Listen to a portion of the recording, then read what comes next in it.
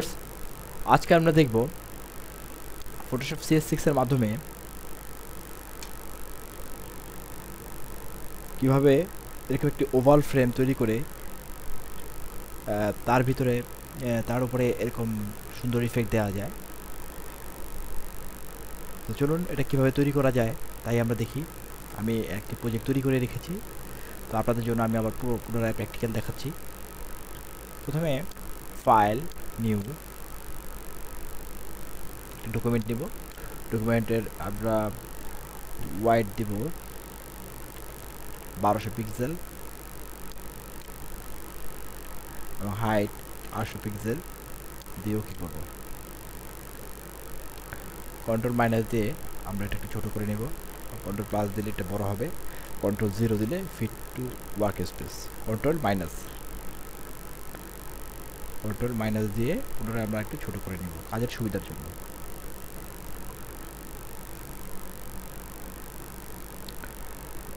তো এবার আমরা ব্যাকগ্রাউন্ড যে লেয়ারটি রয়েছে সেটার যে লক আছে সেটা ডাবল ক্লিক করে লকটা আনলক করে দিব। দেন টুল প্যানেল থেকে ইলেকট্রিক্যাল মার্কি টুলটা নিয়ে জাস্ট সুন্দর করে এভাবে একটি ইলিপস আঁকবো। ইলিপসের সিলেকশন রাখবো। আঁকার পরে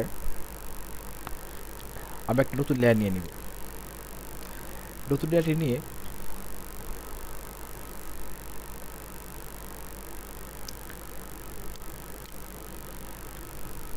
এডিট, ফিল, কালার, ব্ল্যাক, কালো কালার দ্বারা সেটা পূরণ করে দেব। এবং যে সিলেকশনটি রয়েছে এটা কন্ট্রোল ডি প্রেস করে সিলেকশনটি আউট করে দেব। এবার অন্য একটি ডকুমেন্টে আমাদের যে কাঙ্ক্ষিত যে ছবিটি রয়েছে বা আপনি আপনার পছন্দ মতো যে ছবি এখানে ব্যবহার করতে চান সেই ছবিটি অন্য একটা ডকুমেন্টে খোলা থাকলে মুভ টুলটি সিলেক্ট করে মাউসের বাম বাটন ক্লিক করে এভাবে ছবিটি ড্র্যাগ করে যে ডকুমেন্টটিতে আপনি ছবিটি পেস্ট করতে চান সেই ডকুমেন্টের উপরে এভাবে আনার পরে আস্তে নিচে ড্র্যাগ করে এভাবে ছেড়ে দিলে দেখুন ছবিটি উক্ত ডকুমেন্টে চলে আসছে। এবার আমরা ছবিটিকে ওভালের ভিতরে সেট করব। সেই জন্য এখানে অপাসিটিটা একটু কমিয়ে নেই।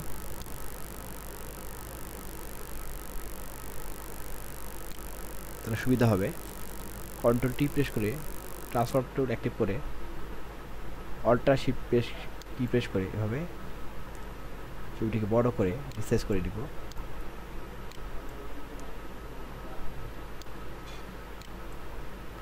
এন্টার। ছবিটি যখন আপনার কাঙ্ক্ষিত আকার অনুযায়ী সেট হয়ে যাবে তখন অপাসিটি বাড়িয়ে দেব।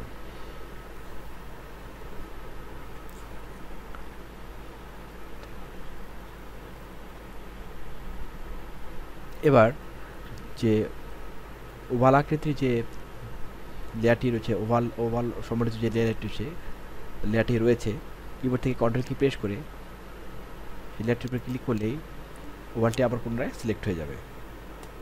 দেন ইমেজ যে লেয়ারটি রয়েছে সেটা সিলেক্ট অবস্থায় অ্যাক্টিভ অবস্থায় আমরা এখানে নিচে যে অ্যাড লেয়ার মাস্ক আইকনটি রয়েছে সেখানে একটা ক্লিক করব। ক্লিক করার সাথে সাথে ছবিটি ওভালের ভিতরে এভাবে ফিট হয়ে যাবে। এবার আপনি পছন্দ মতো আপনার যে ডকুমেন্টটি রয়েছে সেটা ডেকোরেট করতে পারেন। ওভাল যে লেয়ারটি রয়েছে সেটা সেই লেয়ার অ্যাক্টিভ করে লেয়ারের উপর ডাবল ক্লিক করলে মাউসের বাম বাটন প্রেস করে আমরা স্ট্রোক এখান থেকে সেট করে দিতে পারি। স্ট্রোক আমরা দিতে পারি লাইট ব্লু দিয়ে সাইজটা বাড়িয়ে দিতে পারি। এভাবে ভেভেলের ন্যাম্বুস এখান থেকে সাইজ বাড়িয়ে কমিয়ে দেখতে পারি ভেভেলের ন্যাম্বুস ইফেক্টটা কেমন দেখায়। আর একটা অ্যাম্বুস দিয়ে দিলাম। দেন ওকে। এবার যে ব্যাকগ্রাউন্ড যে হোয়াইট কালারটি রয়েছে আমরা প্রয়োজন মতো এই কালারটি চেঞ্জ করতে পারি। এখানে জিরো লেয়ারটি যেটা রয়েছে যেখানে আমরা হোয়াইট কালার দ্বারা ফিল করেছিলাম সেই লেয়ারটি ডাবল ক্লিক করে লেয়ার স্টাইল যে ড্রপ ডাউন মেনুটি রয়েছে সেটা নিয়ে আসবো। এই মেনুটি আনার পরে কালার ওভারলে সেটা চেক করলে দেখবেন যে কালারটা চেঞ্জ হয়ে গেছে। আমরা এখান থেকে কালার বক্স থেকে আমাদের পছন্দ মতো কালার আমরা সিলেক্ট করে দিতে পারি। তো এখানে যেহেতু গায়ের ড্রেস একটু নীলাভ কালার রয়েছে, তো আমরা নীল কালারটা দেবো এখানে, দিয়ে ওকে করবো। তার একটি ব্যাপার, ওভালের যে বেভেলটি দিয়েছিলাম, স্ট্রোকটা দিয়েছিলাম, সেটা চলে গেছে কারণ কালারটা একই হয়ে গেছে। তো এখানে স্ট্রোকটা আমরা পুরোটা চেঞ্জ করে দিই, ওভার লেয়ারটি সিলেক্ট করে কালারটা এখানে পিঙ্ক কালার দিয়ে দিই। হ্যাঁ, এটা সুন্দর দেখাচ্ছে। এখানে পিঙ্ক কালার দিয়ে বেভেলটা সাইজটা একটু বাড়িয়ে দেখি। হ্যাঁ, ঠিক আছে। দেন আমাদের এইটুকু হয়ে গেছে। এবার আমরা এর চারপাশে ডেকোরেশন করতে পারি। তো সেই জন্য আমরা একটা নিউ লেয়ার নিয়ে নিই, সরি কন্ট্রোল জেড, সবার উপরে একটা নিউ লেয়ার নিয়ে নিয়ে এখানে ব্রাশ টুল প্যানেল থেকে ব্রাশ টুলটি সিলেক্ট করে এখানে আমরা ব্রাশ, এখানে আমি বাটারফ্লাই রয়েছে, বাটারফ্লাই দেবো, বা আপনি আপনার ইচ্ছা মতো এখানে আরও অনেক ডিজাইন রয়েছে, যেটা আপনার পছন্দ সেটা ব্যবহার করতে পারেন। এখান থেকে ব্রাশ প্যানেল থেকে প্রচুর ইফেক্ট রয়েছে এখানে। তো আমি এখানে আপাতত বাটারফ্লাইটা আমার পছন্দ, আমি বাটারফ্লাইটা নিয়ে নিলাম। এখানে কালার, ফোরগ্রাউন্ড কালার দিয়ে দেই গ্রিন, এটা কালার চেঞ্জ করে দিই, রেড দিয়ে দিই, দেন ওকে।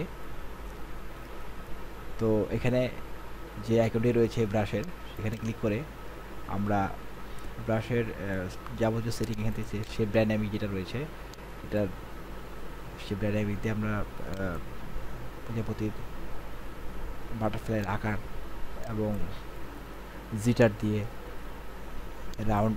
রাউন্ডনেসটা চেঞ্জ করতে পারি। এখান থেকে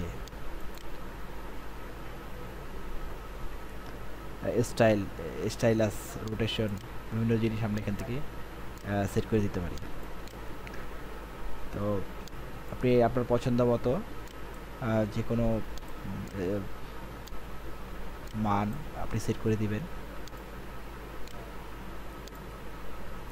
এখান থেকে এভাবে দিয়ে দিই টেক্সচার। এখানে কালার ডাইনামিক্স যেটা রয়েছে সেটা চেক অবস্থায় ফোরগ্রাউন্ড অ্যান্ড ব্যাকগ্রাউন্ড জিটার যেটা রয়েছে, এটা আমরা 36 থেকে 36% রেখে দিলাম। ট্রান্সপারেন্টটা না থাকলেও চলবে। তো শেপ ডাইনামিক, স্কেটিং এবং কালার ডাইনামিক্স, এটা চেক অবস্থা, এগুলো সেটিং, যাবতীয় সেটিংটা অবশ্যই যেটা রয়েছে ফোরগ্রাউন্ড অ্যান্ড ব্যাকগ্রাউন্ড জিটার, যেহেতু দুইটা কালার আমরা ইউজ করবো, সেটা মানটা 50 বা 50 কম নিয়ে আসতে হবে, তাহলে দুইটা কালারে আমরা পাবো। এবার আমরা এখানে এটার উপরে ইফেক্ট রাখবো এভাবে।